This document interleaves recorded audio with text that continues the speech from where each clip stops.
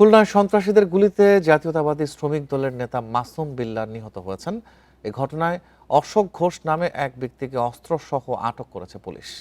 বুধবার রাতে 9:15টার দিকে নগরীর ডাকবাংলা মোড়ে এই ঘটনা ঘটে।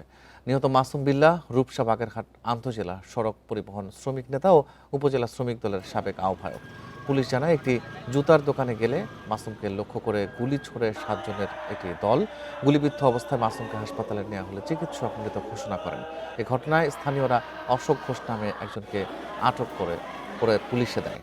তার কাছে থেকে একটি বিদেশি পিস্তল উদ্ধার করা হয়েছে। জড়িত অন্যদের গ্রেপ্তারে অভিযান অব্যাহত রয়েছে বলে জানিয়েছে পুলিশ।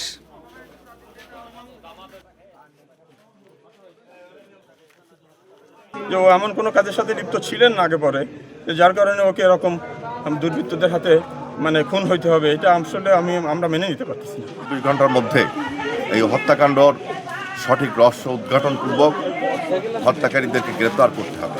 একজন আসামিকে সন্ত্রাসীকে বিদেশি রিভলভার পিস্তল সহ 9mm পিস্তল সহ তাকে অ্যারেস্ট করেছি এবং তার সঙ্গে কারা কারা ছিল সেই নামগুলো আমরা পেয়েছি। বিকাশ পেমেন্টে 10,000 টাকার বেশি অফার।